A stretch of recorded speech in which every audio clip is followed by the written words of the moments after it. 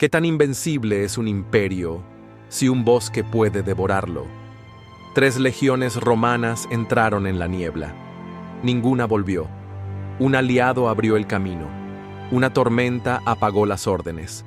Y una traición perfecta cerró la puerta. Hoy vas a caminar por el sendero donde Roma dejó de creerse inmortal. ¿Listo para entrar al bosque? En 7 minutos verás cómo un aliado de Roma diseñó la emboscada perfecta. ¿Y por qué el imperio jamás volvió a cruzar esa frontera? Porque una vez dentro, ya no hay vuelta atrás. Arminio no era un desconocido. Fue educado bajo la disciplina romana, sirvió como auxiliar, hablaba latín, conocía cómo piensa un legionario y cómo se mueve una columna. Para el gobernador Publio Quintilio Varo, Arminio era un puente, un jefe germano romanizado, útil para pacificar la región y cobrar tributos. Roma quería carreteras, censos y leyes.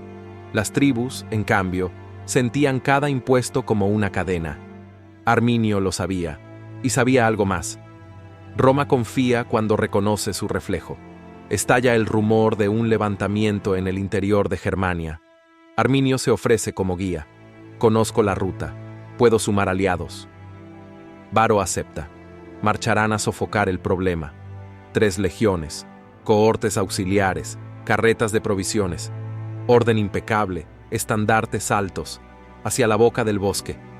¿Quién desconfiaría del aliado que abre el camino?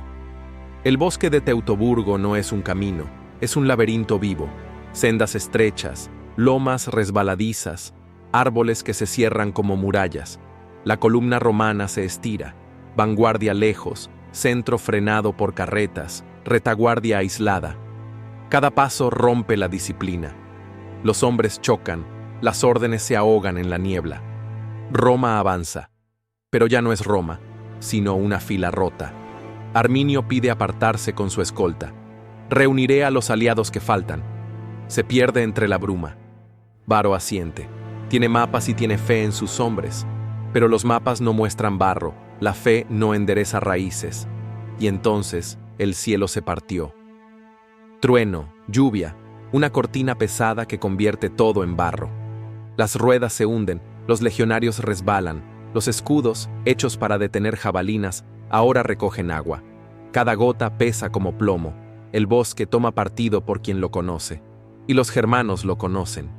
Cada tronco caído es una trampa, cada curva, un cuello de botella.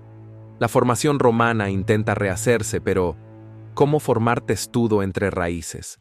¿Cómo proteger los flancos si no hay flancos? La tormenta apaga antorchas, la niebla traga sonidos. Un silencio extraño reemplaza los gritos, y cuando el ruido debería ser guerra, llega un silencio que duele.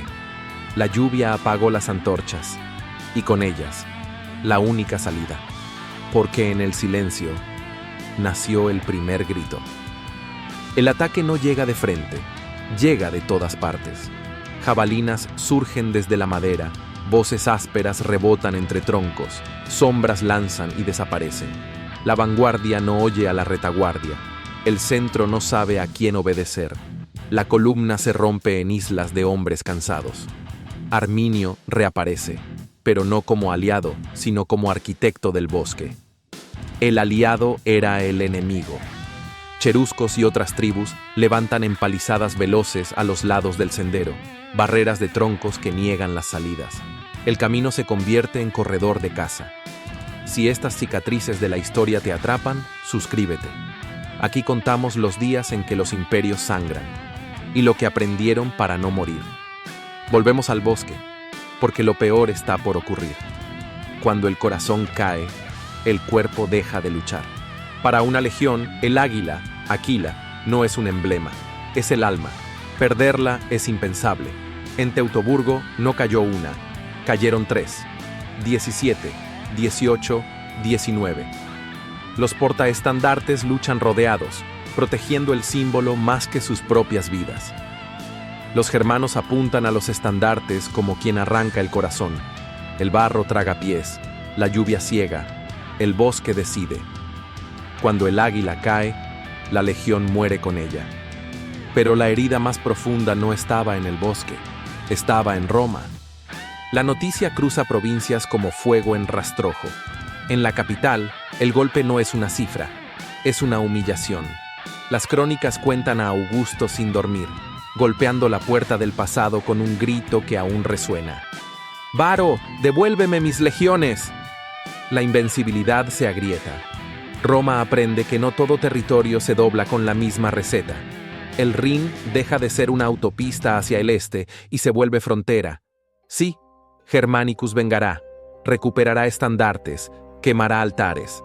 Pero el sueño de convertir Germania en provincia se enfría bajo la misma lluvia que apagó las antorchas en Teutoburgo. Desde entonces, el bosque no solo guardó huesos, guardó la soberbia rota de Roma. Y de esa memoria nace la pregunta que te dejo. ¿Fue Teutoburgo la obra maestra de Arminio o el monumento a la soberbia de Roma? Quiero leer tu interpretación. ¿Genio de la guerrilla o ceguera imperial? Déjala en los comentarios. Antes de irte, suscríbete si estas historias te hacen mirar el pasado con otros ojos. Aquí desenterramos las fechas que se volvieron cicatrices y las cicatrices que cambiaron el mundo. Si quieres seguir la pista de las legiones perdidas, quédate. Donde el mapa termina, empiezan los misterios imperiales. Porque a veces, el mapa no se pierde, se lo traga la tierra.